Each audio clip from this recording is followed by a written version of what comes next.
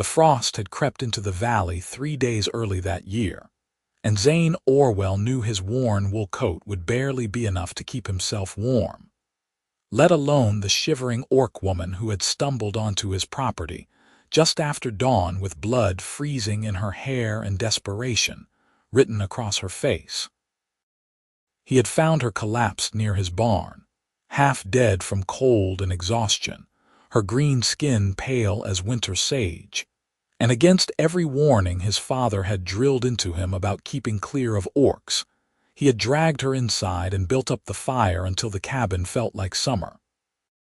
That had been 2 weeks ago, and now Wren Bosk sat at his rough-hewn table with her tusks barely visible, as she tried to smile at something he said about the chickens, her pointed ears twitching when the wind howled outside.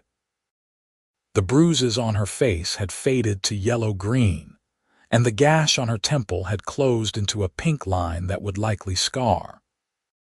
She ate carefully, as though afraid he might snatch the bowl away, and Zane found himself wanting to tell her she could have as much as she wanted, that he had enough stores to last the winter, that she did not need to ration every bite like it might be her last. Instead, he said nothing and refilled her bowl when she was not looking, pretending not to notice when her eyes went wide with something that might have been gratitude or might have been fear. He was not good with words, never had been, and the silence between them felt both comfortable and suffocating all at once. "The cold will get worse before it gets better," Zane said finally, pushing his own empty bowl away. "Storm coming in tomorrow, maybe the day after. Can smell it on the wind." Wren looked up at him, her amber eyes catching the firelight. "I should go before then. I have taken too much of your kindness already." "Go where?" The question came out sharper than he intended, and he softened his tone. "You said yourself your clan cast you out. Winter on the mountain will kill you in a week." She flinched at that, and he regretted his bluntness immediately.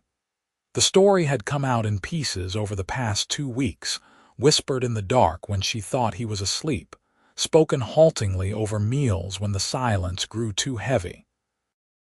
Her clan had discovered she had helped a human child find his way home after he had wandered into orc territory, and they had beaten her bloody and driven her into the wilderness to die. It was the orc way, apparently, to deal with those who showed weakness toward their enemies.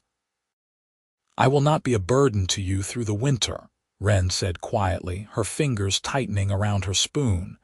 "You have done more than anyone could ask, more than I deserve. That is not for you to decide." Zane stood abruptly, the chair scraping against the worn floorboards. "You stay until spring, until you are strong enough to make it somewhere safe, wherever that might be." He did not wait for her response, just grabbed his coat from the peg by the door and stepped out into the biting cold.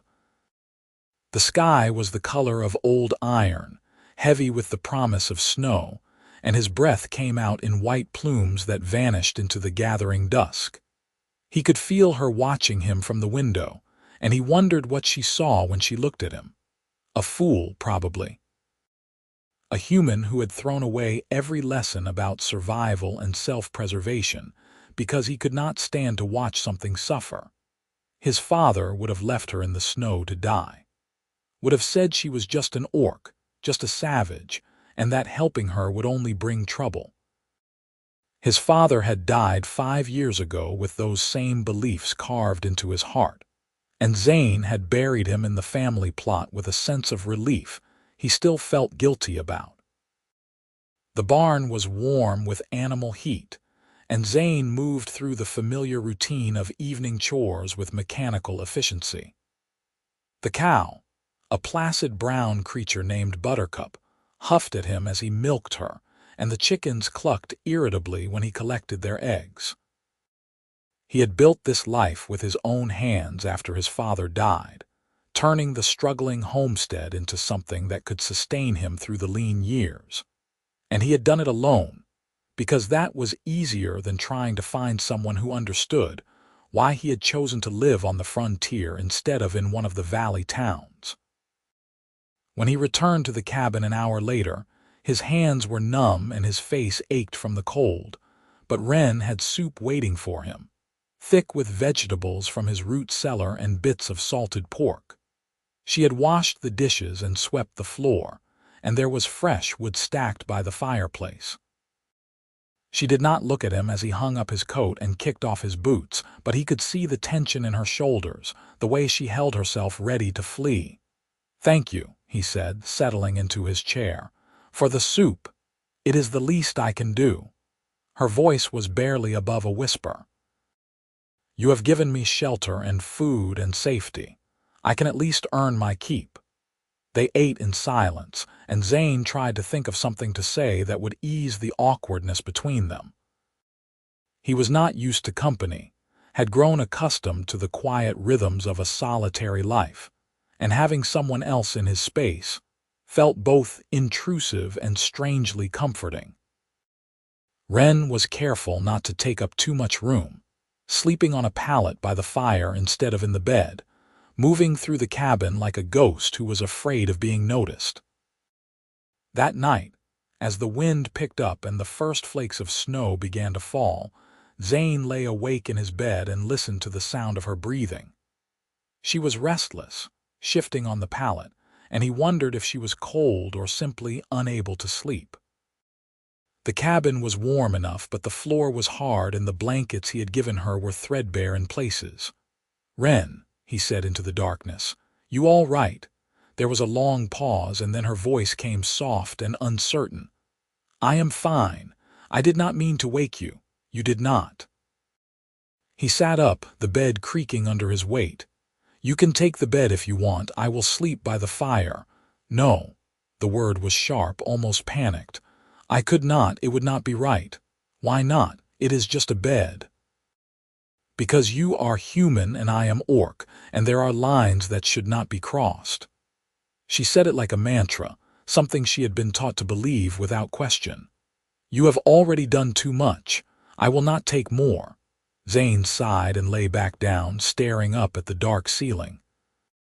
He did not understand the rules that governed her world, the invisible boundaries that seemed to dictate every interaction between their species. All he knew was that she was cold and uncomfortable, and he had the means to fix that, but she would not let him. "Suit yourself," he said finally. "But the offer stands." The storm hit the next morning with a vengeance, dumping snow so thick that Zane could barely see the barn from the cabin door. He bundled up in his coat and hat and gloves and fought his way through the drifts to feed the animals and make sure they had water, his face going numb within minutes. By the time he made it back to the cabin, his fingers were stiff and his teeth were chattering, and Wren took one look at him and pulled him close to the fire without a word. "You should not have gone out in this," she said, rubbing his hands between hers to bring back circulation. Her touch was warm and firm, and Zane found himself staring at the way her tusks curved just slightly over her lower lip. The animals would have survived until the storm passed. "Maybe," he managed through chattering teeth, "but I would have worried about them." She shook her head, a small smile tugging at the corners of her mouth. "You are a strange man, Zane Orwell, so I have been told." The storm lasted 3 days, and by the second day they had settled into an easy routine. Wren cooked while Zane carved new pegs for his coat rack, and they played simple games with a deck of cards he had inherited from his father. She was clever and quick, picking up the rules with ease, and she laughed when she won, a sound that made something warm unfurl in Zane's chest. On the third day, when the snow had finally stopped and the world was buried under a blanket of white, Zane woke to find Wren standing at the window, her breath fogging the glass. She looked small in the pale morning light, her shoulders hunched as though she carried a weight he could not see. "What is wrong?" he asked, sitting up. "Nothing." She did not turn around. "I was just thinking." "About what?" "About how beautiful it is. The snow." Her voice was wistful, tinged with something that might have been longing. In my clan, we did not stop to look at such things. There was always work to be done, always something that needed tending. But here, with you, I have time to notice. Zane got up and joined her at the window, standing close enough that he could feel the heat radiating from her body. She was taller than him by a few inches, broader across the shoulders, and he wondered what it must be like to carry that kind of strength and still feel powerless. "You can stay as long as you want," he said quietly. "Even after the snow melts, if you want." She turned to look at him, her amber eyes searching his face for something he could not name. Why would you do this for me? I am nothing to you, less than nothing. You are not nothing." The words came out more forcefully than he intended, and he took a breath to steady himself. "You are a person who deserves kindness. That is all the reason I need." Wren looked away, but not before he saw the sheen of tears in her eyes. "I do not know how to repay you for this." "You do not have to repay me. That is not how kindness works." They stood there in silence, watching the sun rise over the snow-covered valley, and Zane felt something shift between them, some invisible barrier crumbling away. He did not know what it meant, did not know if it was wise to let himself care about someone who might leave the moment the weather turned, but he could not seem to stop the feeling from taking root in his chest. The days turned into weeks, and the weeks into a month, and winter settled over the valley like a heavy quilt. Zane and Wren fell into a rhythm that felt almost domestic, dividing chores and sharing meals, and sitting by the fire in the evenings while the wind howled outside. She taught him a few words in the Orc tongue, guttural and sharp, and he taught her how to play the harmonica his father had left behind. She was not very good at it, but she tried, and that was enough to make him smile. One evening, as they sat by the fire mending clothes, Wren asked about his family. It was the first time she had shown any interest in his past, and Zane found himself talking more than he had in years. He told her about his mother, who had died when he was young, and his father, who had been hard and distant and impossible to please. He told her about the way he had felt suffocated in the valley towns, surrounded by people who all seemed to know exactly what they wanted from life, and how he had chosen the frontier, because it was the only place where he felt like he could breathe. "I understand that," Wren said quietly, her needle pausing mid-stitch. "The need to escape, to find a place where you can be yourself without judgment. Is that why you helped that child? Because you wanted to be someone different than what your clan expected?" She was silent for a long moment, her eyes fixed on the fabric in her lap. "I helped him because it was the right thing to do, because I could not stand the thought of a child dying lost and afraid when I had the power to save him. But yes, I suppose part of me wanted to prove that I was more than just a warrior, more than just a weapon." "You are more," Zane said, setting down his own mending. "You are kind and clever and stronger than anyone I have ever met. Your clan was wrong to cast you out." Wren looked up at him, her expression unreadable. "You do not know what you are saying. In the eyes of my people, I am a traitor, weak, unworthy. Then your people are fools." The words hung in the air between them, heavy with a truth that neither of them wanted to examine too closely. Wren set aside her mending and stood, moving to the window as though she could not bear to sit still any longer. "You ever think about what will happen when spring comes?" she asked, her voice barely audible over the crackling of the fire. "Sometimes." Zane joined her at the window, his reflection ghostly in the dark glass. "But mostly I try not to. I cannot stay here forever, Zane. People will talk. They will wonder who I am and why you are harboring an orc, and when they find out, they will come with torches and pitchforks and drive me away. Or worse.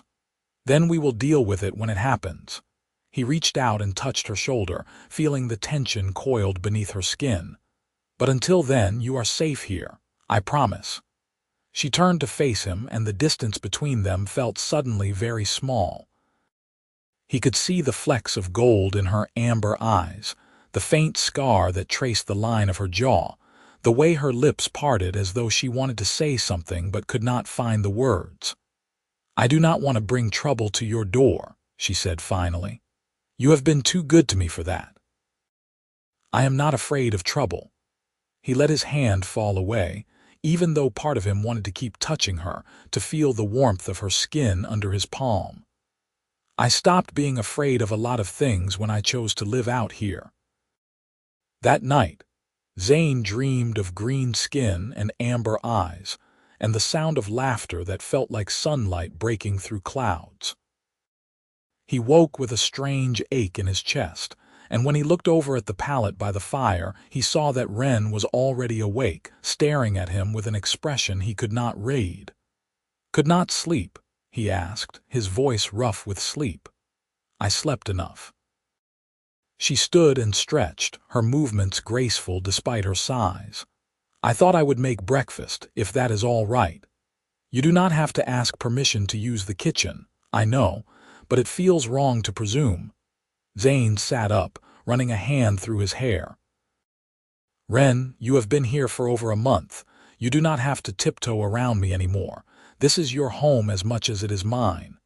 She froze at that, her back to him, and he could see the way her shoulders tensed. "You should not say things like that." "Why not?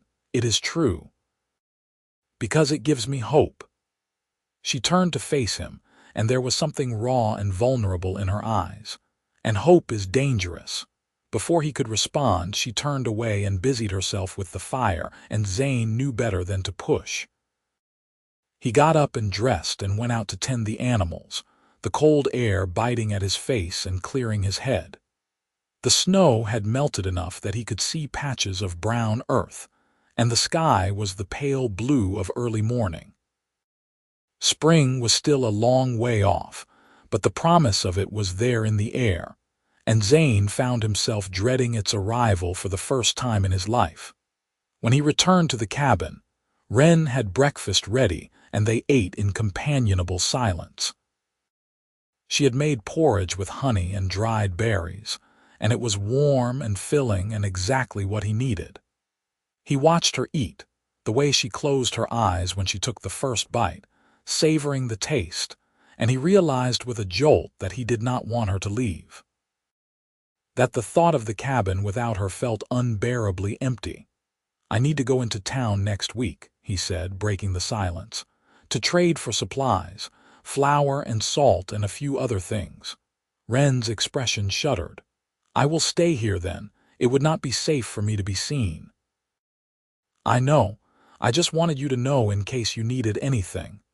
"I do not need anything." She set down her spoon, her appetite apparently gone. "Except maybe for you to be careful. If anyone asks questions about why you need so much food, they might get suspicious." "I will be careful." He reached across the table and took her hand, his fingers closing around hers. "I promise." She did not pull away, and they sat like that for a long moment, connected by a touch that felt like both a promise and a goodbye. When she finally withdrew her hand, Zane felt the loss of it like a physical ache.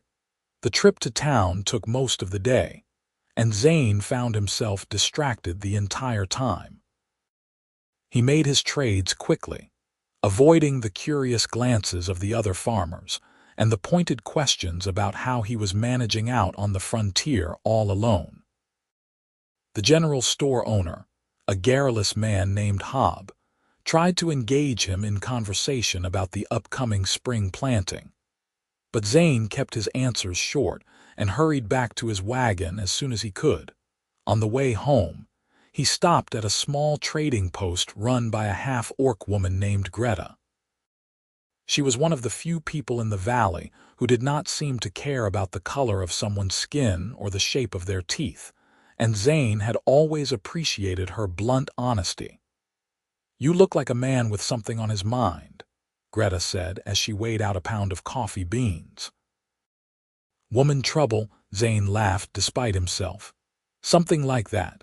Human or orc, he froze, his heart hammering in his chest. What makes you ask that? Greta shrugged, her expression unreadable. You have that look about you. Like you have discovered something that scares you and excites you in equal measure.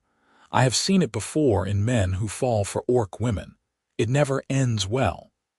I have not fallen for anyone, Zane said, but the words felt like a lie even as they left his mouth. Sure you have not. Greta bagged the coffee and slid it across the counter. Word of advice, though. If you are harboring someone, you should be more careful about your tracks. Snow does not lie, and neither do wagon ruts that suddenly double in weight. Zane stared at her, his blood running cold. I do not know what you are talking about. Of course you do not. She leaned forward, her voice dropping to a whisper. But if you did happen to have a guest, you should know that there are people in the valley who are asking questions about orc sightings near the frontier, about missing clan members who might have wandered into human territory. You might want to think about what you would do if those questions came knocking on your door. Thank you, Zane said quietly, for the warning. I do not give warnings, Greta said, straightening up. I just sell supplies. But I hope your hypothetical guest knows how lucky she is to have found someone like you. Zane left the trading post with his heart pounding and his mind racing. He pushed the horses hard on the way back, the wagon rattling over the uneven road, and by the time he reached the cabin, the sun was setting and the sky was streaked with orange and pink. Wren was waiting for him on the porch, her arms wrapped around herself against the cold, and the relief on her face when she saw him made his chest tighten. You were gone longer than I expected, she said as he pulled the wagon to a stop. I was starting to worry. I am fine. He jumped down and started unloading supplies, his movements jerky with tension. But we need to talk. They carried everything inside in silence, and Zane waited until the door was closed and the fire was built up before he told her about his conversation with Greta. Wren listened without interrupting, her expression growing more and more guarded with each word. I should leave, she said when he finished. Tonight, before they come looking. No. The word came out more forcefully than he intended, and he took a breath to steady himself. We will figure something out. There has to be a way. There is no way, Zane. You know that as well as I do. She stood and paced to the window, her movements restless. I am a liability to you. The longer I stay, the more danger I put you in. I do not care about the danger. You should. She spun to face him, her eyes blazing. They will burn your home, run you out of the valley, or worse. All because you were kind to someone who did not deserve it. Stop saying that. Zane crossed the room in 3 long strides and grabbed her by the shoulders, his fingers digging into her skin. Stop saying you do not deserve kindness. You deserve it more than anyone I have ever met. You do not understand. Then make me understand. He was close enough now that he could see the rapid rise and fall of her chest, feel the heat radiating from her body. Tell me why you think so little of yourself, why you believe the lies your clan told you. Because they are not lies. Her voice broke on the last word, and she pulled away from him, wrapping her arms around herself as though trying to hold herself together. I am weak. I let my emotions rule me instead of my duty. I chose a human child over the safety of my people, and that makes me a traitor, unworthy of my name or my clan or my honor. Your clan was wrong. Zane closed the distance between them again, his voice gentler this time. Choosing to save a life does not make you weak. It makes you brave. It makes you the kind of person worth knowing. Wren looked up at him, tears streaming down her green cheeks, and Zane felt something crack open inside his chest. He reached up and wiped away her tears with his thumb, his touch feather light, and she leaned into it like a flower turning toward the sun. I do not know how to do this, she whispered. How to be anything other than what I was taught to be. Neither do I, Zane said. But maybe we can figure it out together. He did not know who moved first, only that suddenly the distance between them was gone and her lips were on his, soft and warm and desperate. He kissed her back with everything he had, his hands tangling in her hair, and she made a sound low in her throat that sent heat racing through his veins. When they finally broke apart, both of them were breathing hard, and Zane rested his forehead against hers, his eyes closed. "We cannot do this," Wren said, but her hands were still fisted in his shirt, holding him close. "It is too dangerous. I know." He pulled back just enough to look at her, his hands framing her face. "But I do not care. I would rather have one day with you than a lifetime of safety without you." "You are a fool, Zane Orwell."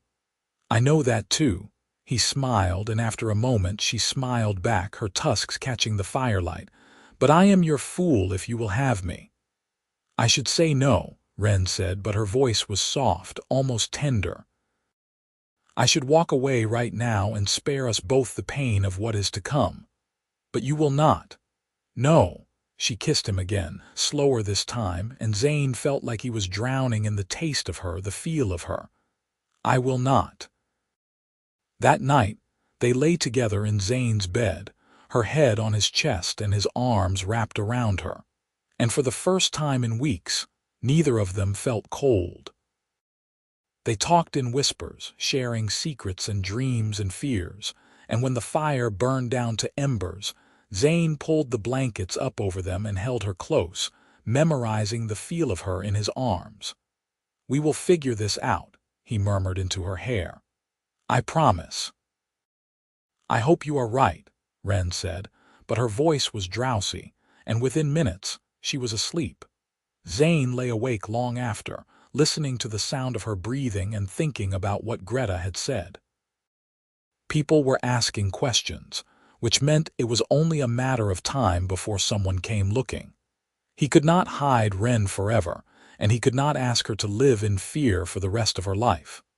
There had to be another way, some solution he was not seeing. The answer came to him in the early hours of the morning, just as the sky was beginning to lighten. It was risky, maybe even suicidal, but it was the only thing he could think of that might work. When Wren woke, he told her his plan, and she stared at him like he had lost his mind. "You want to petition the council," she said, sitting up in bed. "Zane, they will never agree to let me stay. I am an orc, an outcast. They will laugh you out of the hall." "Maybe," Zane said, "but maybe not. If I can convince them that you are not a threat, that you have been living here peacefully for months without causing any trouble, they might be willing to grant you sanctuary. And if they are not, then we leave. Together. We will go somewhere far away, where no one knows us and no one cares about the color of our skin." Wren was silent for a long moment, her eyes searching his face. "You would give up everything for me. Your home, your land, your life, in a heartbeat." She reached out and took his hand, her fingers intertwining with his. "You are the most foolish, brave, wonderful man I have ever met. Is that a yes?" "It is a yes." She leaned in and kissed him, soft and sweet, and Zane felt like he could take on the world. The council met once a month in the largest building in the valley, a converted barn that smelled of hay and old wood. Zane had never attended a meeting before, had always avoided the politics and drama that seemed to dominate every gathering, but this time he had no choice. He dressed in his best clothes, a threadbare shirt and patched trousers that had belonged to his father, and made the long ride into town with his stomach tied in knots. Wren had wanted to come with him, but he had convinced her to stay behind. If the council saw her, if they knew she was real and not just a rumor, they might act rashly. Better to present his case first, to lay the groundwork, and then introduce her later if things went well. The council was made up of 5 members, all of them older men who had lived in the valley their entire lives. Zane recognized most of them by sight. though he had never spoken to any of them directly. They sat at a long table at the front of the room, their expressions ranging from curious to hostile, and Zane forced himself to meet their eyes as he approached. "I am here to petition the council for sanctuary," he said, his voice steady despite the pounding of his heart. "For a refugee who has been living on my property for the past 2 months. A refugee." The man at the center of the table, a grizzled farmer named Tom, leaned forward. "What kind of refugee? An orc? A woman who was cast out by her clan for helping a human child. She has been living with me since the first snow, and she has caused no trouble. She works hard, keeps to herself, and all she wants is a chance to live in peace." The room erupted into murmurs, and Tom held up a hand for silence. "You are asking us to grant sanctuary to an orc. Do you have any idea what you are saying?" "I know exactly what I am saying." Zane squared his shoulders, refusing to back down. "She is not a threat. She is just a person who needs help, and I am asking you as a member of this community to do the right thing." "The right thing?" Another council member, a thin man with a sour expression, scoffed. "The right thing is to send her back to her people, or better yet, to drive her out of the valley entirely. We do not need orcs here." "She has no people," Zane said, his voice rising. "Her clan cast her out to die. If we send her away, we are condemning her to death. Is that what you want?" "What I want is to keep this valley safe," the thin man shot back. "And that means keeping orcs out. They are savages, boy, monsters. They would slit our throats in our sleep if given the chance." "That is not true," Zane said, his hands clenching into fists. "She is no more a savage than you or I. She is kind and gentle and deserves a chance." Tom raised a hand again, silencing the room. "Zane, I understand that you have formed an attachment to this woman. But you have to understand our position. We have families to protect, children to think about. Allowing an orc to live among us sets a dangerous precedent." "What precedent?" Zane demanded. "That we show mercy to those in need, that we judge people by their actions instead of their race." "Is that really so dangerous?" "It is when those people are orcs," the thin man said. "They have been our enemies for generations. You cannot expect us to forget that just because you have taken a liking to one of them." "I am not asking you to forget anything," Zane said. "I am asking you to see her as a person, to give her a chance to prove that she is not your enemy." The council members exchanged glances, and Zane could see the doubt in their eyes. He had known this would be difficult, but he had not anticipated the depth of their prejudice, the way they clung to old hatreds like a lifeline. "We will need to see her," Tom said finally. "If you want us to consider your petition, you will need to bring her before the council so we can judge for ourselves whether she is a threat." "Fine," Zane said, even though the thought of exposing Wren to their scrutiny made his stomach churn. "When?" "Next week. Same time." Zane nodded and turned to leave, his legs feeling like lead. He had known it would not be easy, but he had hoped for better than this. As he stepped out into the cold afternoon air, he felt a hand on his shoulder and turned to find Greta standing behind him. "You did well in there," she said, her expression unreadable. "Better than most would have. It did not feel like enough. It never does." She pulled her coat tighter against the wind. "But you planted a seed. Now you just have to hope it takes root. And if it does not, then you do what you said you would. You leave. You start over somewhere else." She paused, then added, "For what it is worth, I think you are doing the right thing. Not many people would have the courage to stand up for someone like her." "She deserves it," Zane said quietly. "She deserves so much more than what she has been given. Then make sure she gets it." Greta squeezed his shoulder once and then walked away, leaving Zane alone in the cold.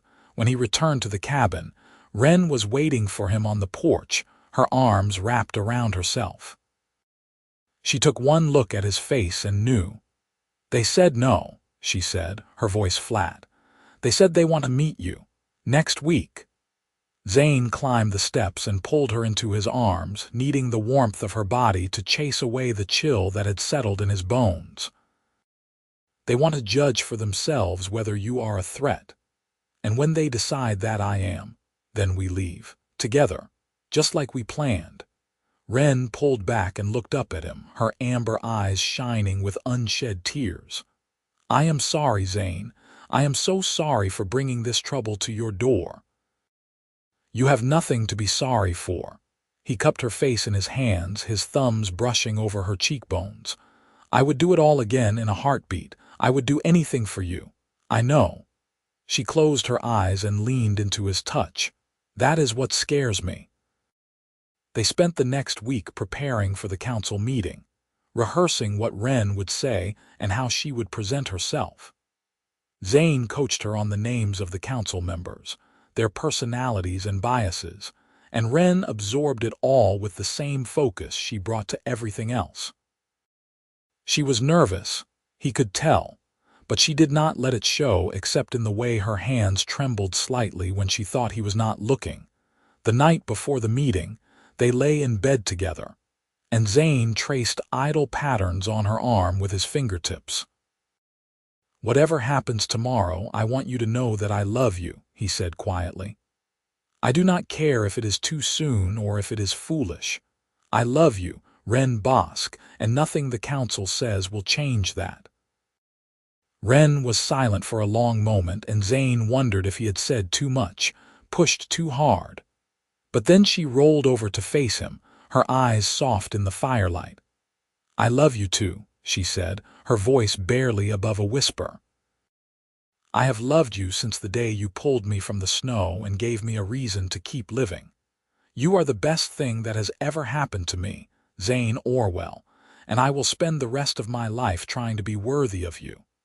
You are already worthy, Zane said, pulling her close. You have always been worthy. They made love that night, slow and tender, and Zane memorized every inch of her, every sound she made, every way she responded to his touch. He wanted to hold on to this moment forever, to freeze it in time so that nothing could take it away from him. The next morning dawned cold and clear, and they made the journey to town in Zane's wagon. Wren huddled under a blanket in the back to avoid being seen. Zane's heart pounded the entire way, and his hands were slick with sweat despite the chill in the air.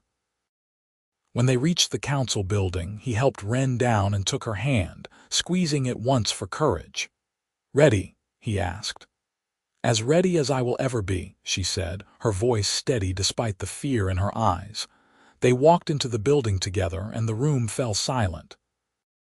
Every eye turned to Wren, taking in her green skin and her tusks and her pointed ears, and Zane could feel the weight of their judgment pressing down on them like a physical force. This is Wren Bosk, Zane said, his voice ringing out in the silence. The woman I have been telling you about. Tom stood, his expression unreadable.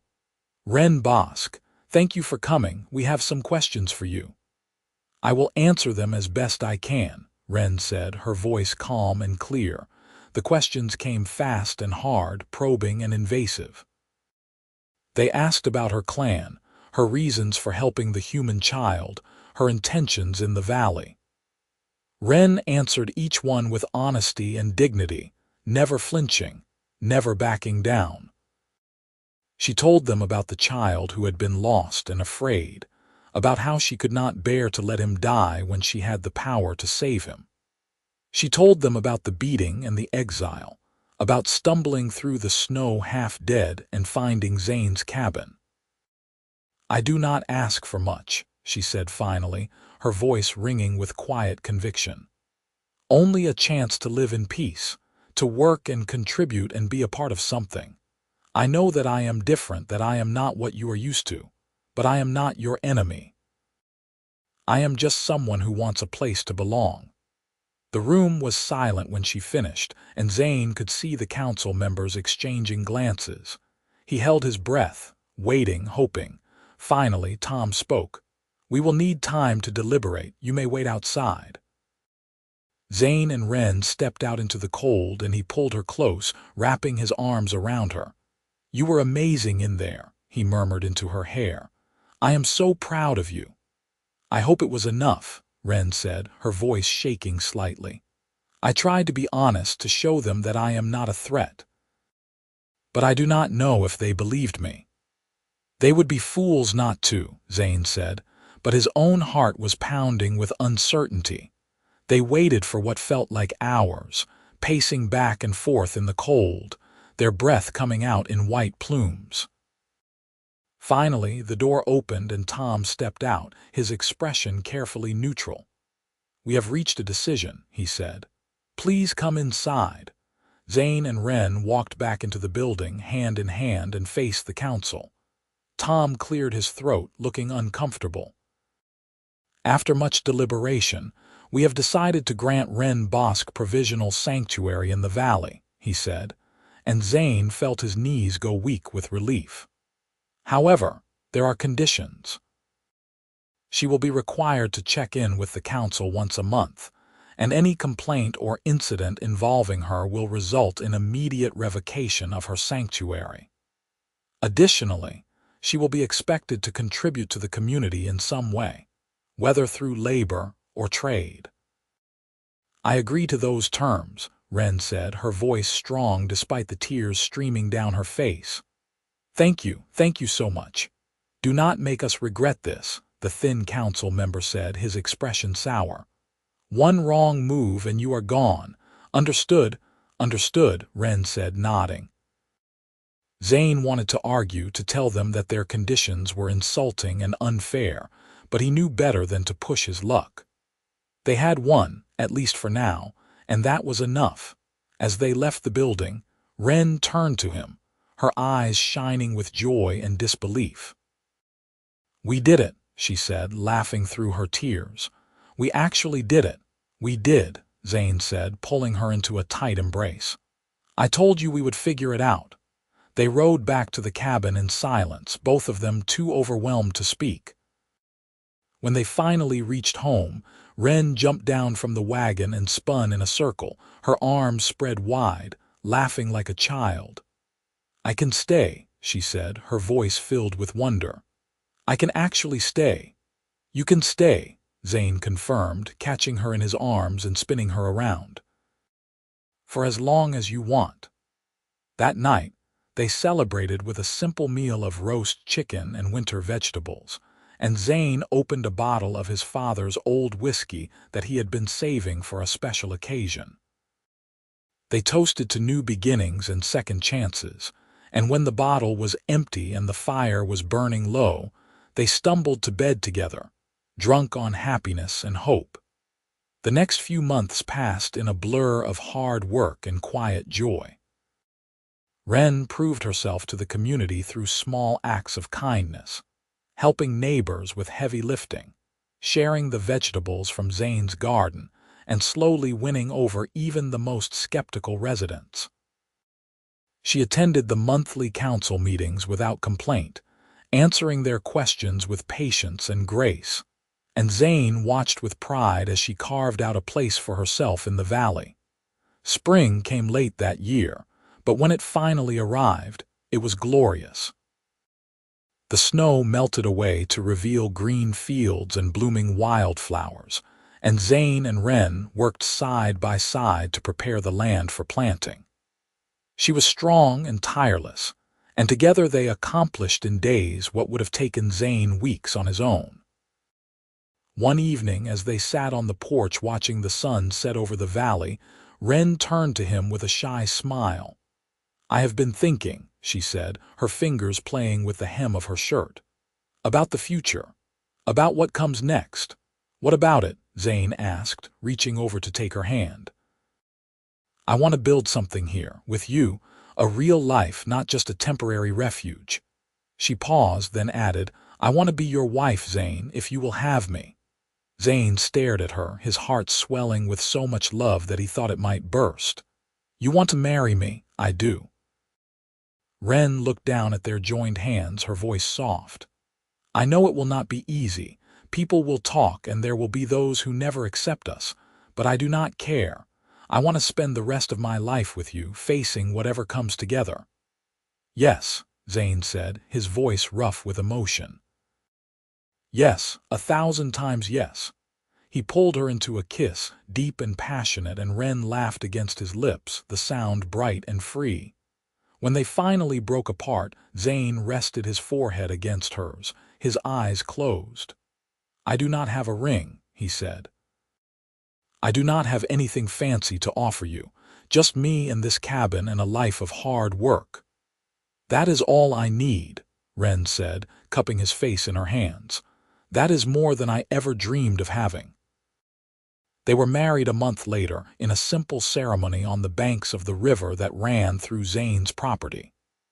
Greta officiated, and a handful of neighbors who had grown to accept Wren attended as witnesses. It was nothing like the grand weddings in the valley towns, but it was perfect in its simplicity. And when Zane slipped a ring of braided copper wire onto Wren's finger, she cried happy tears that he kissed away. That night, they lay together in their bed, husband and wife, and Zane marveled at how much his life had changed in the span of a single year. A year ago, he had been alone, resigned to a life of solitude and quiet resignation. Now he had Wren, and the future stretched out before them bright and full of possibility. "I love you," he whispered into the darkness, his hand resting on her hip. "I love you too," Wren murmured back, her voice drowsy with contentment. "Thank you for saving me, Zane. For giving me a life worth living." "You saved me too," Zane said, pulling her closer. "You gave me a reason to care about something other than survival. You gave me hope." Summer came in a wave of heat and growth, and the valley bloomed with life. Zane and Wren's crops flourished, and they spent long days working in the fields, their skin bronzed by the sun. In the evenings, they would sit on the porch and watch the fireflies dance in the gathering dusk, content in each other's company. Wren had become a fixture in the valley, known for her strength and her willingness to help anyone who asked. She delivered calves for the neighboring farms, helped build a new barn for an elderly couple down the road, and even taught some of the local children how to track animals in the forest. Slowly but surely, the prejudice that had greeted her arrival began to fade, replaced by respect and even affection. One afternoon, as Zane was mending a fence, Tom rode up on his old mare, his expression serious. "Zane," he said, dismounting, "can we talk, of course?"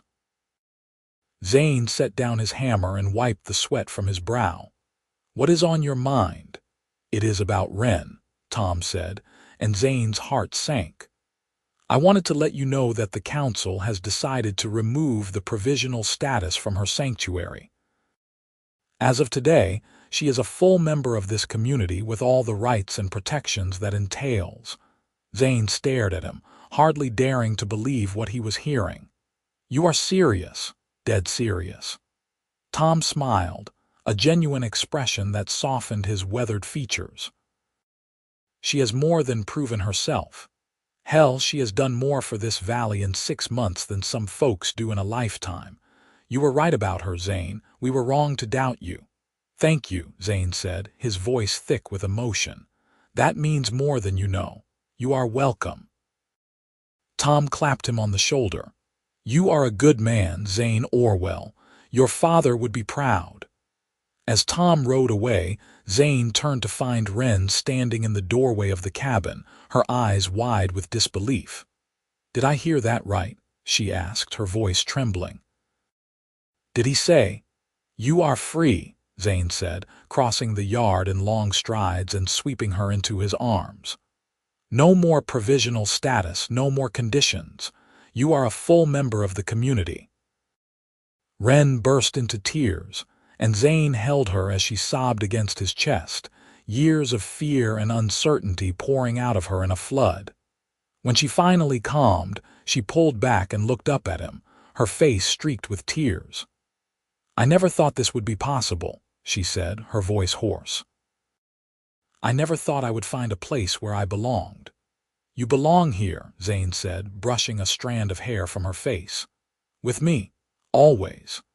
That autumn, as the leaves turned gold and red and the air grew crisp, Wren discovered she was pregnant. She told Zane one evening as they sat by the fire, her hands resting on her still flat belly. "I am going to have a baby," she said, her voice filled with wonder and fear. "Our baby." Zane felt like the air had been knocked out of his lungs. "A baby," he repeated, the word feeling strange and wonderful on his tongue. "We are going to have a baby." "Are you happy?" Wren asked, searching his face. "I know we have not talked about children, and I do not know if you are ready." "I am happy," Zane said, cutting her off with a kiss. "I am terrified and overwhelmed and so incredibly happy. We are going to be parents." "We are going to be parents," Wren echoed, laughing through her tears. "I cannot believe it." They spent the rest of the evening making plans, talking about names and nurseries, and all the little details that came with bringing a new life into the world. Zane found himself thinking about his father, about the distance that had always existed between them, and he made a silent vow that he would do better, that he would be the kind of father his child deserved. The winter came again, colder than the year before, and Zane and Wren prepared for the arrival of their baby with a mixture of excitement and trepidation.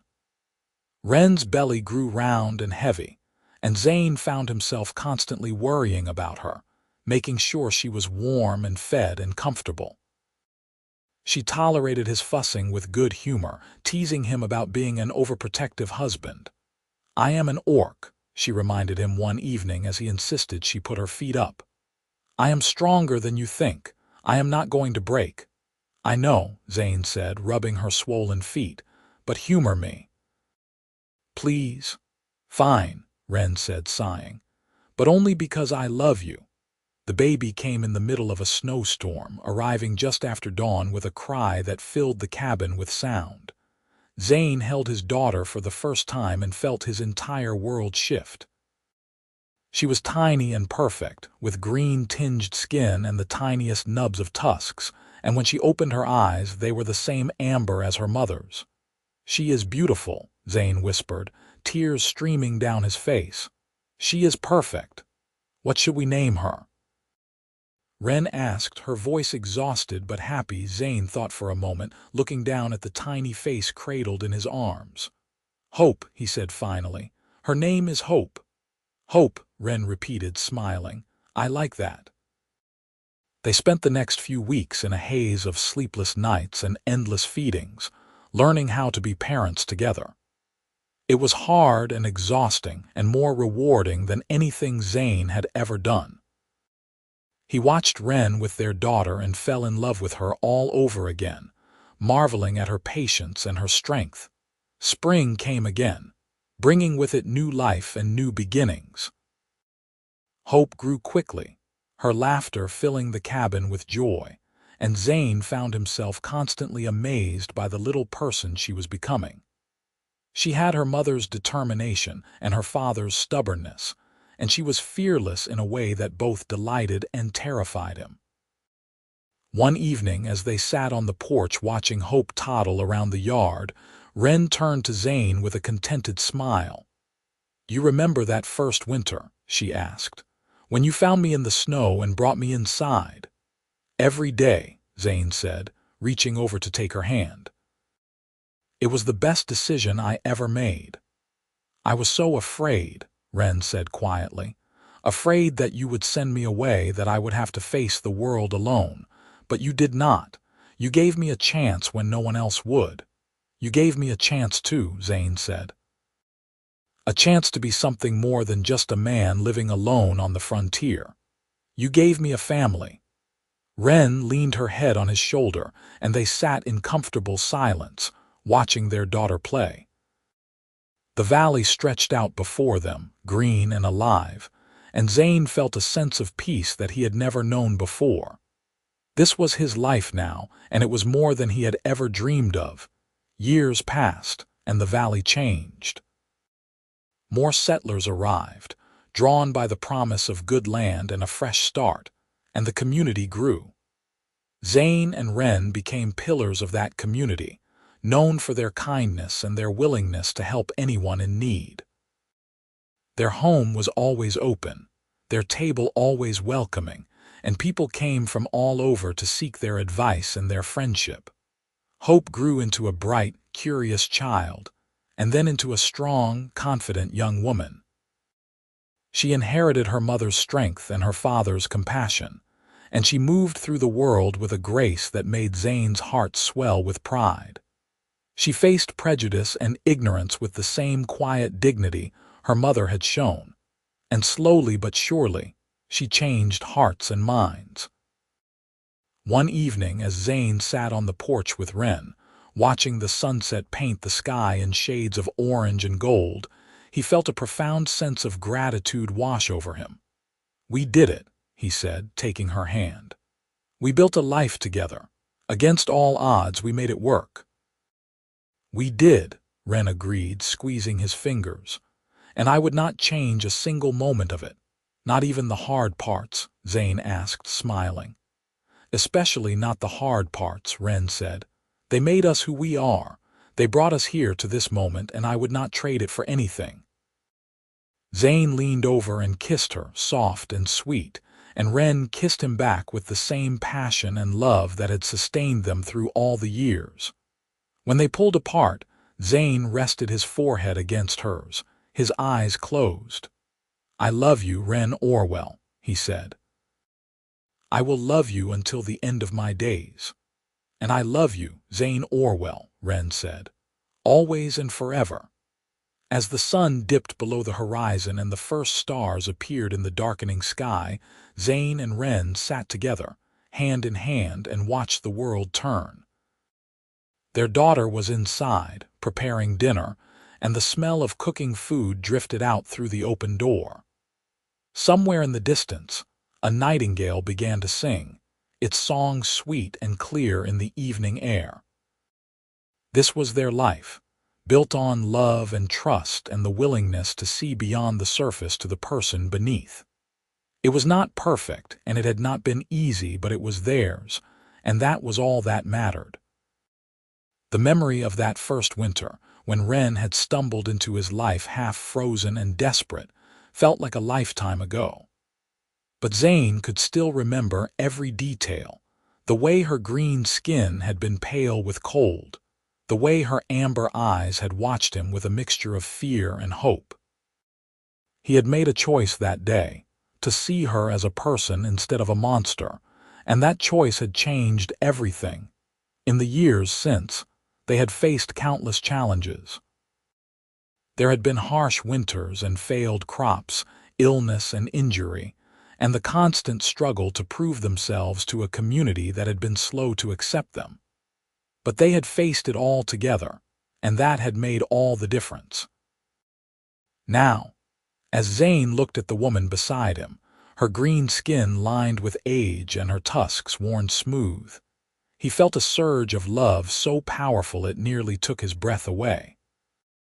She was still the most beautiful thing he had ever seen, still the bravest person he had ever known, and he thanked whatever gods were listening for the day she had stumbled into his life. "What are you thinking about?" Wren asked, turning to look at him with those amber eyes that still made his heart skip a beat. "You," Zane said simply. "Us, how lucky I am." "We are both lucky," Wren corrected, leaning her head on his shoulder. "We found each other when we both needed it most. That is not luck, that is fate." "Maybe," Zane agreed. "Or maybe it was just two people who were willing to take a chance on each other." "Either way, I am grateful," Wren said. "For you, for hope, for this life we have built. I never thought I would have any of this. I never thought I deserved it." "You deserve it all and more," Zane said, wrapping his arm around her. "You are the strongest, kindest, most amazing person I have ever known, and I am the luckiest man in the world to call you my wife." They sat in comfortable silence as the night deepened around them, and Zane thought about all the moments that had led them to this place. The fear and uncertainty, the joy and triumph, the quiet everyday moments that had woven themselves into the fabric of their lives. Each one was precious, each one a thread in the tapestry they had created together. Hope called them in for dinner, and Zane and Wren rose from their seats, their movements slow and synchronized after so many years together. As they walked toward the warm glow of the cabin, Zane paused and looked back at the valley spread out before them, dark and peaceful under the stars. This was home. This was where he belonged, and as long as Wren was by his side, he knew that everything would be all right. Inside, the cabin was warm and filled with the smell of fresh bread and roasted vegetables. Hope had set the table, and she smiled at them as they entered, her amber eyes sparkling with affection. "Took you long enough," she teased. "I was starting to think you had fallen asleep out there." "Just enjoying the evening," Zane said, settling into his chair, "and counting our blessings." "Well, stop counting and start eating," Hope said, ladling stew into their bowls, "before it gets cold." They ate together as a family, sharing stories about their day and making plans for the week ahead. Hope talked about a young man in the valley who had been paying her attention, and Wren teased her gently while Zane tried not to think about his little girl growing up and leaving home someday. After dinner, they sat by the fire, and Zane pulled out his harmonica and played a few soft tunes. Wren hummed along, her voice low and soothing, and Hope curled up on the couch with a book, her eyes already drooping with sleep. This was what happiness looked like, Zane thought. Not grand gestures or dramatic moments, but simple evenings spent with the people you loved, doing nothing in particular and everything that mattered. As the fire burned down to embers and Hope finally gave up on her book and went to bed, Zane and Wren sat together in the quiet, holding hands and watching the dying flames. "You ever wonder what would have happened if I had not found you that day?" Zane asked quietly. "If I had been 5 minutes later, or if I had decided not to go out to the barn?" "I try not to," Wren said, her voice soft. "Because thinking about it makes me realize how close I came to losing everything. How close I came to never knowing you, never having hope, never building this life." "I think about it sometimes," Zane admitted, "and it terrifies me. The idea that we might have missed each other, that our paths might never have crossed. But then I remember that moment when I first saw you in the snow, and I knew that I had to help you, that I could not walk away. It was not a choice. It was a calling. I felt the same way when I opened my eyes and saw you standing over me," Wren said. "I thought I was dreaming, that I had died and gone to some strange afterlife. But then you spoke, and your voice was so kind, so human, and I knew that I had been given a second chance, a chance to be something more than what my clan told me I was." "You were always more," Zane said, bringing her hand to his lips and kissing it gently. "You just needed someone to see it." "And you saw it," Wren said, tears shining in her eyes, "when no one else would. You saw me."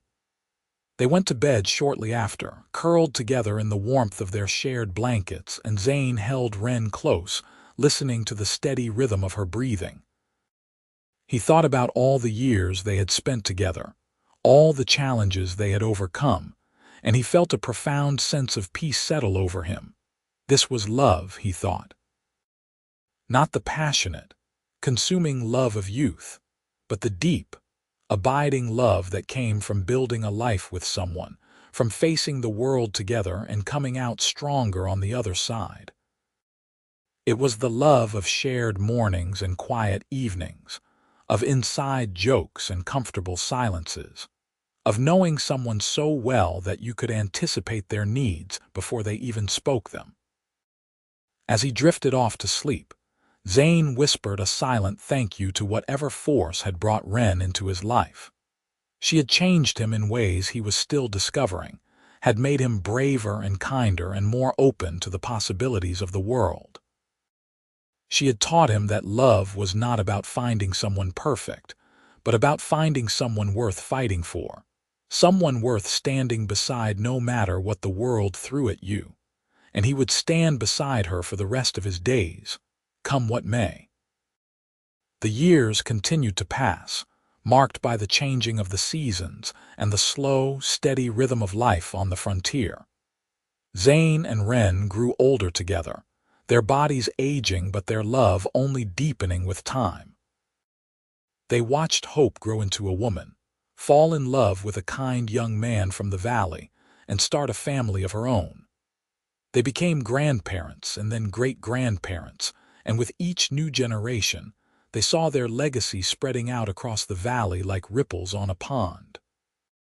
The prejudice that had once greeted Wren's arrival faded almost entirely, replaced by a new generation that had grown up seeing orcs and humans living side by side in peace. There were still those who clung to the old hatreds, but they were fewer and farther between, and their voices carried less weight with each passing year. One winter evening, when Zane was well into his 70s and Wren was not far behind, they sat together on their porch wrapped in a single thick coat, watching the snow fall. It was a scene that had repeated itself countless times over the years, but it never lost its magic. The valley was silent and white, and the air was crisp and clean, and Zane felt a profound sense of contentment wash over him. "Do you remember the first time we shared a coat?" Wren asked, her voice soft with memory. "How could I forget?" Zane said, smiling. "It was the day Greta caught us coming back from town. You were shivering, and I had wrapped my coat around both of us to keep you warm." "I was so embarrassed," Wren said, laughing. "My face turned 3 shades of green, and you just grinned at me like it was the most natural thing in the world." "It was natural," Zane said. "By then, I was already half in love with you. Sharing my coat was the least I could do." "Greta never let us live it down," Wren said, her eyes twinkling with amusement. "Every time we saw her after that, she would ask if we needed an extra coat." "She was a good friend," Zane said. "One of the few who saw past the surface and understood what we were trying to build." "She was," Wren agreed, her expression turning somber. "I miss her." Greta had passed away a few years earlier, and her loss had been felt deeply by the entire community. She had been a champion for those who did not fit in, a voice for the voiceless, and her legacy lived on in the valley she had helped shape. "I think she would be proud of us," Zane said, "of what we have built here, of the life we have made together." "I think so too," Wren said, leaning her head on his shoulder. "I hope she knew how much she meant to us." "She knew," Zane said with certainty. "We told her often enough." They sat in silence for a while, wrapped in their shared coat, and Zane thought about all the moments that had brought them to this place. The fear and the hope, the struggle and the triumph, the quiet everyday moments that had added up to a lifetime of love. "I would not change a thing," he said suddenly, voicing the thought that had been circling his mind. "Not a single moment, even the hard parts, even the scary parts, because they all led me to you, and that makes them worth it." "Neither would I," Wren said, her voice thick with emotion. "You gave me a life I never thought I could have. You gave me hope when I had none, love when I thought I was unlovable. You gave me everything." "You gave me everything too," Zane said, tightening his arm around her. "You made me a better man. You taught me what it means to truly love someone, to see them for who they really are and love them anyway. You gave my life meaning." They sat together as the snow continued to fall, and Zane felt a sense of completeness that he had never known before. This was what he had been searching for his entire life, this sense of belonging, of being exactly where he was meant to be with exactly the person he was meant to be with.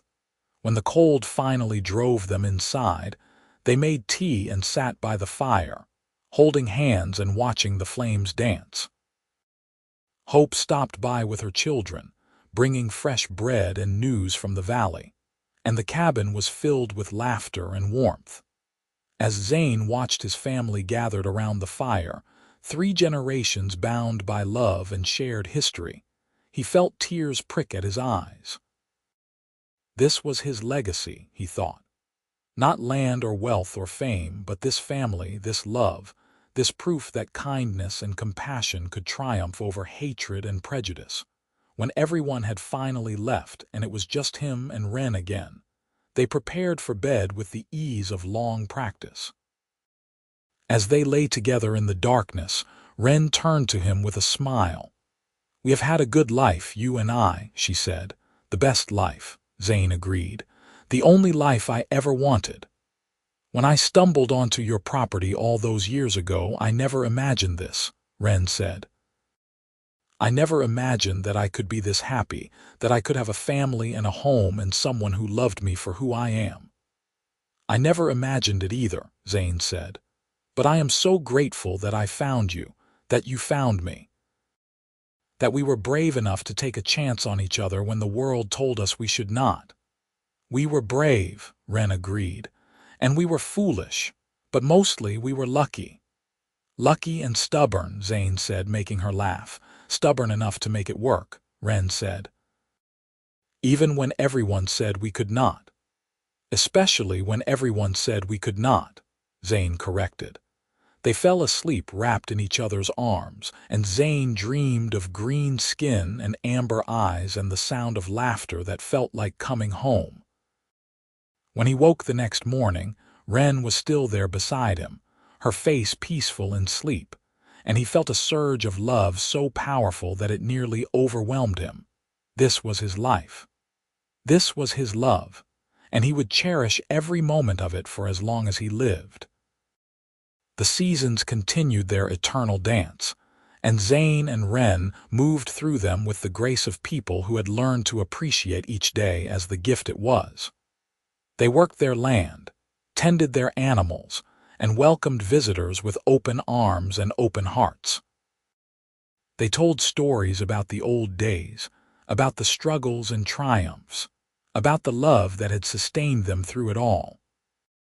And on cold winter evenings, when the snow fell thick and fast, they would sit together on their porch wrapped in a single coat, remembering that first winter when their paths had crossed, and their lives had changed forever. Wren would blush at the memory, and Zane would grin, and they would hold each other close, grateful for every moment they had been given, every challenge they had overcome, and every day they had spent building a life together.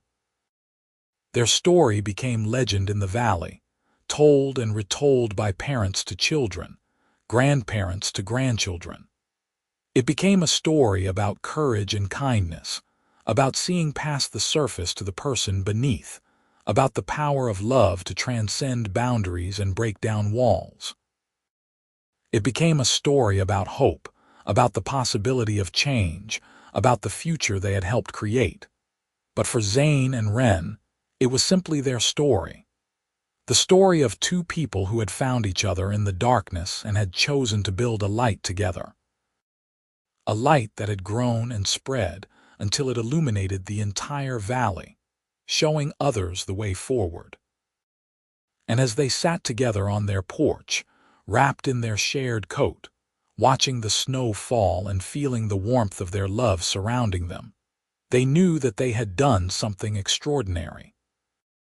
They had proven that love could conquer hate, that kindness could triumph over prejudice, and that 2 people who were willing to fight for each other could change the world.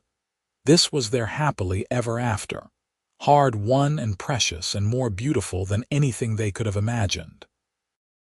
And they would treasure it for all the days of their lives, bound together by a love that had started with a simple act of kindness, and had grown into something that would echo through generations.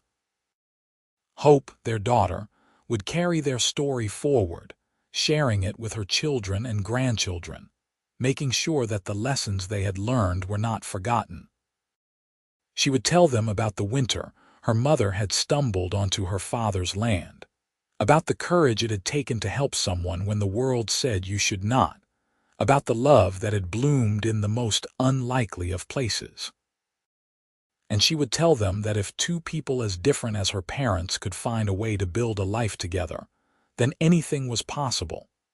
That love knew no boundaries, respected no barriers, and could not be constrained by the prejudices of the past.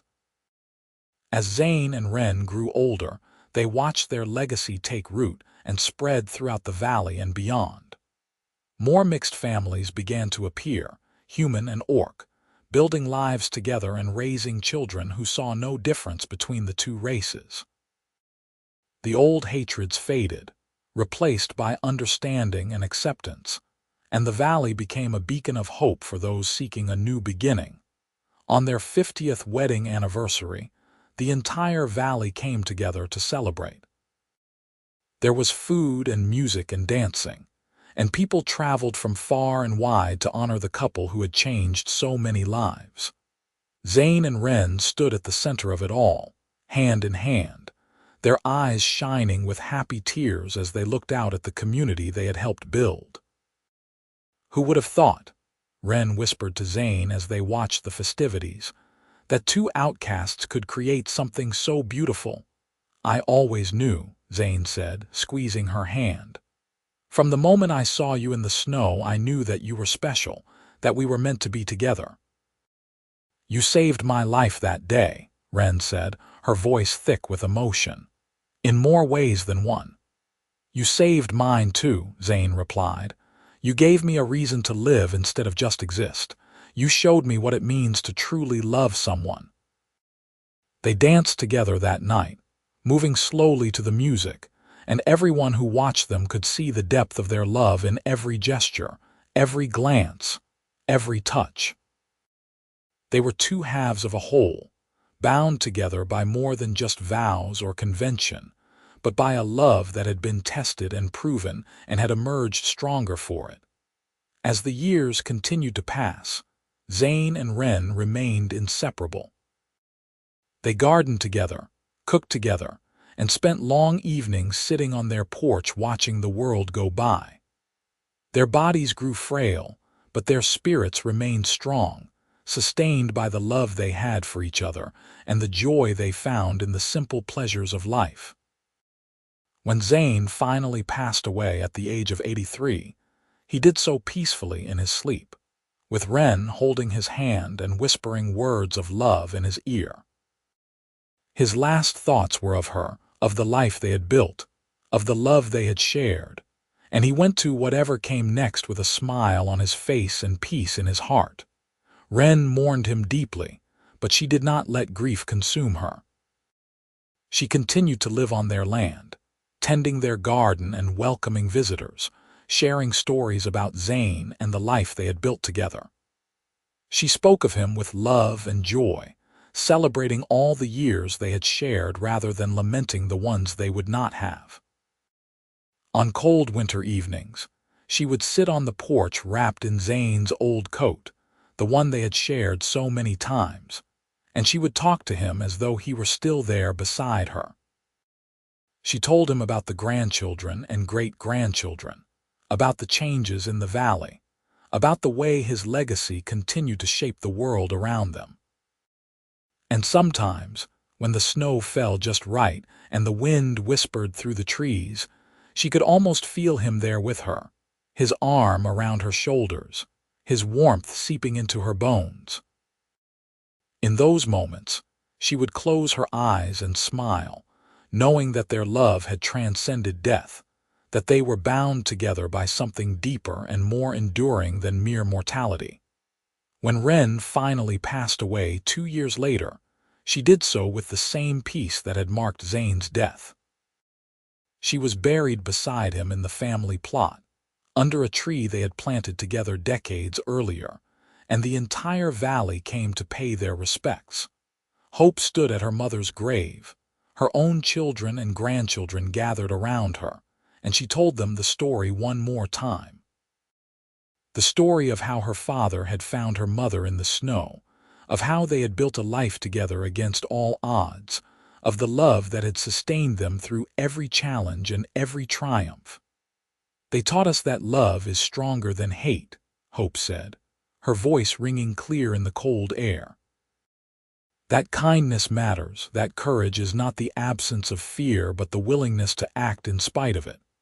They showed us that a single act of compassion can change the world, and that love, true love, can conquer anything. As the sun set over the valley, painting the sky in shades of gold and rose, the gathered crowd stood in silence, honoring the memory of two people who had changed everything. And in that moment, it was easy to believe that Zane and Wren were there with them, hand in hand, watching over the world they had helped create and smiling at the legacy they had left behind. Their story lived on, told and retold, adapted and embellished, but always carrying the same essential truth at its core: that love knows no boundaries, that kindness can triumph over prejudice, and that two people who are willing to fight for each other can create something beautiful and enduring that will echo through the ages. And on cold winter evenings, when couples sat together on their porches wrapped in shared coats, they would think of Zane and Wren and the love they had shared. They would remember the lesson that had been taught so many years ago, and they would hold each other a little tighter, grateful for the warmth and the love and the gift of being together. This was the legacy of Zane Orwell and Wren Bosk, not monuments or wealth or fame, but a valley full of people who understood that love could change the world, one act of kindness at a time. And that was a legacy worth more than anything else they could have left behind.